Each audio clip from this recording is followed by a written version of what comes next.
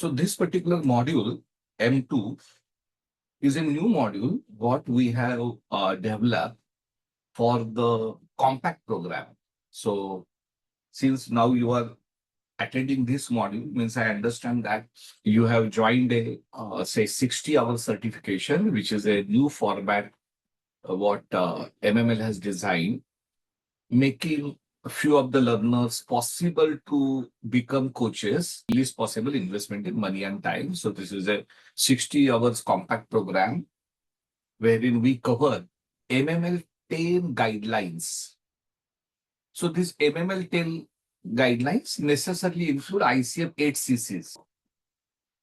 Why these guidelines? Because of course, you are going to become the ICF accredited programs coaches.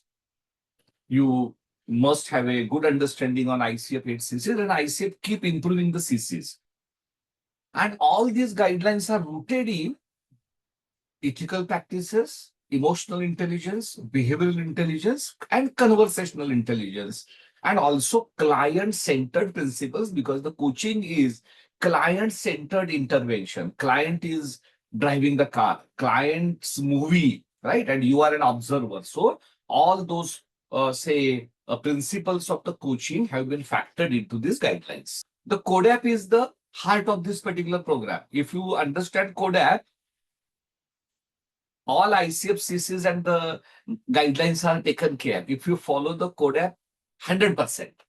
Why we are doing this? Because we want you to evolve into competent, confident, and impactful coaches. So now I'm going to explain you in brief what are these 10 guidelines.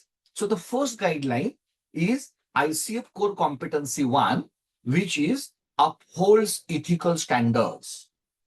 That the coach has integrity, coach honors confidentiality, never shares what is transpired between the coachee and the coach unless it is required by the law or unless the agreement states specifically, especially in executive and business coaching, that is okay, some aspects you have to share with the stakeholder.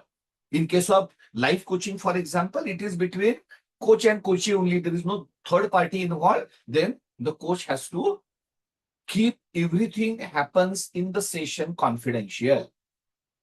The coach also has to be transparent with the coachee. Transparency related to their education, qualification, experience, any conflict of interest, right? So this is also part of the ethical standards and the boundaries.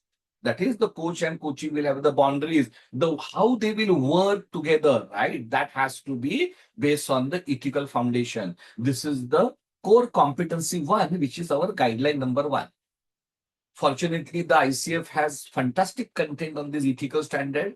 There is a big video series on these ethical standards. Of course, you can go through the coach study guide and the ICF website to understand all the aspects of the ICF code of ethics. So the ICF code of ethics is a homework of 4 to 5 hours, and you can do it at ease. It is not that you must complete it now.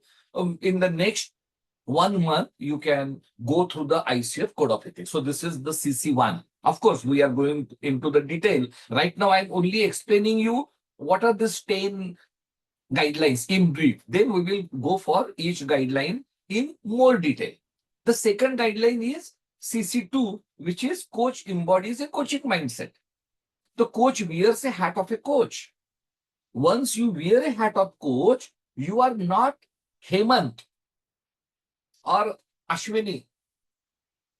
You are a coach. So coach means you will imbibe the CODAP and the 10 coaching guidelines, right? You are not biased. Hemant may have his or her own values and biases and thought processes. So Hemant will keep those aside. Okay, now I'm wearing a coach hat means I am there for the client. I am not biased. I am not thinking from my brain, but I'm understanding how and what client is thinking and why client is thinking. That is the wearing of a coach hat. You will always reflect on what coach is saying. Okay, fine, okay. And then you will extract meaning from the reflection. You will follow Shravan Manan Nididhasan. Right? You will always reflect on what client is saying, and based on that reflection on what client had just said, you will ask question, not based on any checklist. As a coach, you will be professional. Why? Because this is a professional coaching certification. You are going for a formal coaching education. There are many coaches in the market who are calling themselves as a coach without any formal coaching education. They are not professional coaches.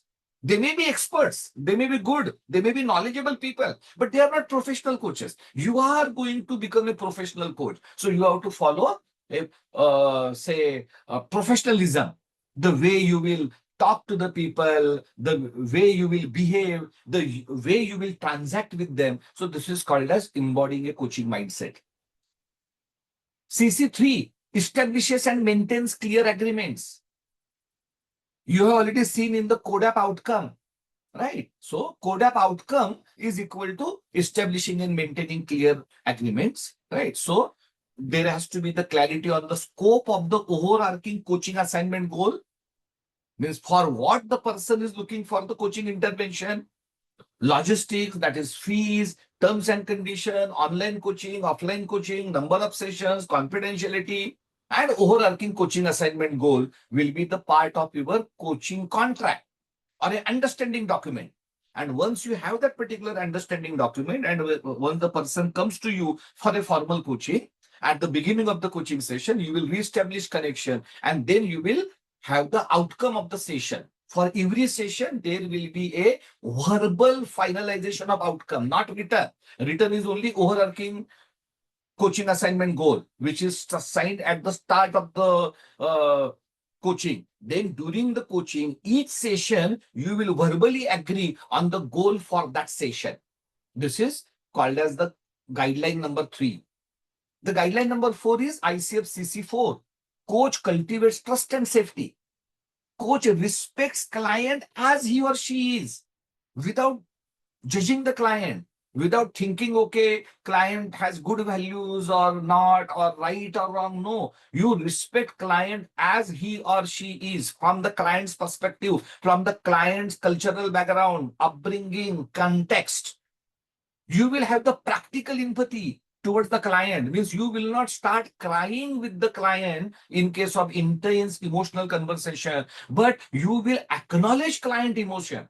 Right. So the practical empathy means you are not actually putting your feet into the shoes of the client and behave like a client. No, you will always maintain the presence of the coach, but you will not maintain your presence like a dry person. Right. You will acknowledge, yes, I understand how you are feeling. Right. So that acknowledgement has to be empathetic, but that does not mean that the coach also feels the same emotions of the client. No, coach acknowledges the emotions of the client, but does not necessarily have to feel the way the client is feeling in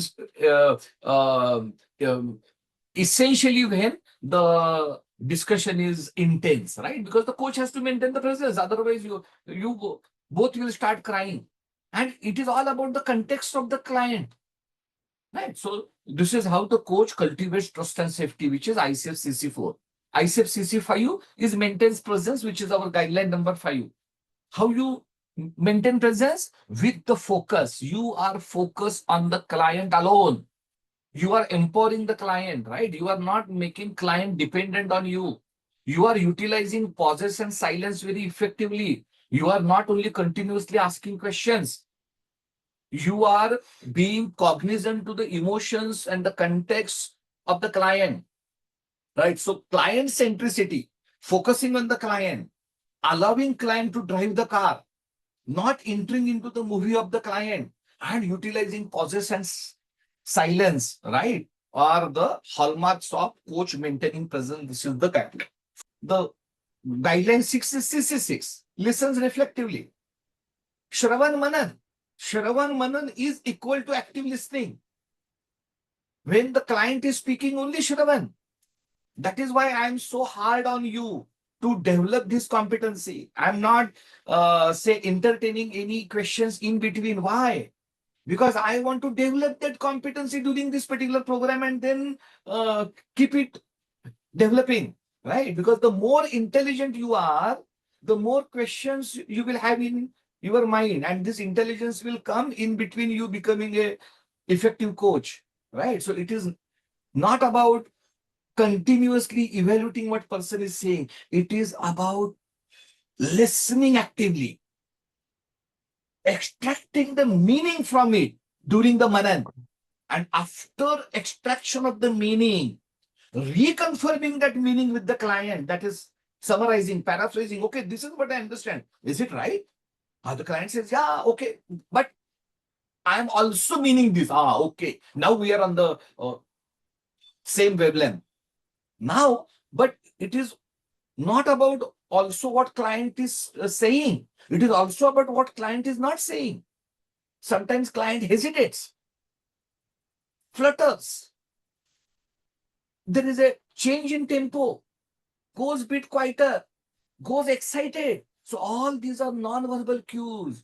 Once you have that understanding about the tone, the tempo, the texture, the emotion, the hesitation, the excitement, beyond excitement behind the words, right? Then you are listening reflectively, right? CC7 evokes awareness, stated goal to real goal, root cause analysis, neurological levels, 360-degree check on opportunities available to the client, challenges, sharing observations and the knowledge and the case studies and the metaphors, but without attachment. All this is evokes awareness, which you have already seen in Discover of CODAP. CC8, client growth, top of the temple. You co-design action plans. And in progress, you encourage client to reflect on the learnings and takeaways. And you acknowledge the progress of the client.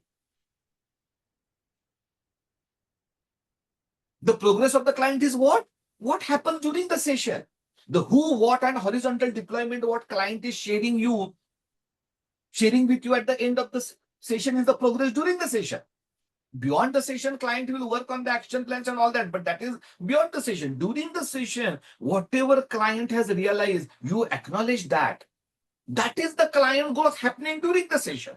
Beyond the session, client is going to work on that co-designed action plan and further go near to their goal or solution to the problem. That is beyond the session. Okay. So this is what facilitates client growth, which is the guideline 8, which is ICF CC8.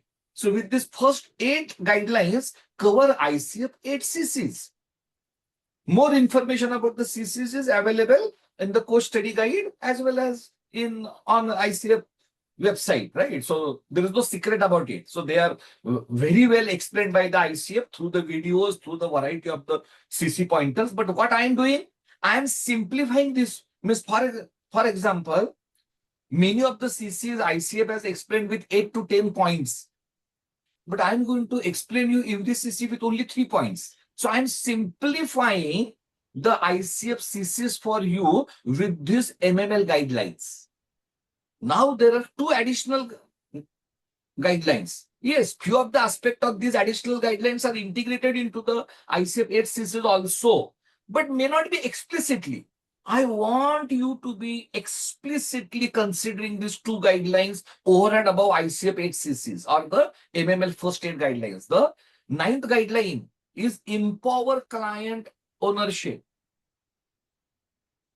The accountability has to be with the client. Coach never takes accountability. Coach never starts doing follow-up with the client. Okay, where are you and why you are not there and all that, right? Like a trainer or teacher. No, the accountability has to be taken by the client. Coach has to create conditions so that the client will take accountability. The client works autonomously. Client doesn't remain, say, dependent on the coach. It is like the birds or the animals, how they develop their children, right? They will push them to fly. They will force them to fly so that they become independent. Otherwise, in jungle, they can't survive. right? If they are dependent on their parents, right? So like that, the client has to be autonomous. Client doesn't have to depend on the coach. So this is empowering client ownership. And then the last guideline is commit. You have to commit to the continuous professional development. With MML, without MML. Again, don't depend on MML also. You are independent. Whatever you think, yes, MML is in a better position to do it for me, do it with MML. Whatever you think, no, there is some other institute or the other ecosystem which offers you better value for your profit, do it. But walk on the path of continuous professional development. That is more important. With or without MML is secondary. Lifelong learning. Coaching is a wisdom profession.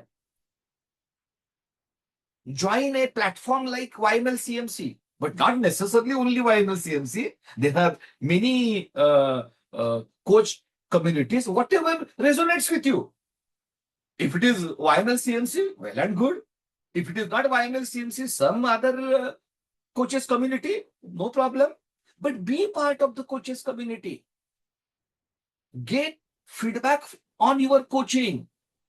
Get your coaching supervised sometimes, not in this session, because it is confidential conversation. Once a while, supervise it. Get your session supervised so that you understand where are you. Because maybe you are biased on your coaching. That third perspective is important. And of course, this particular, say, you have to also develop the professional connections. You need to have network with therapists, counselors, trainers, right? So that you can have some kind of barter trade arrangements with them. You can help each other. So this is the guideline 10. The guideline 10 is necessarily related to your success.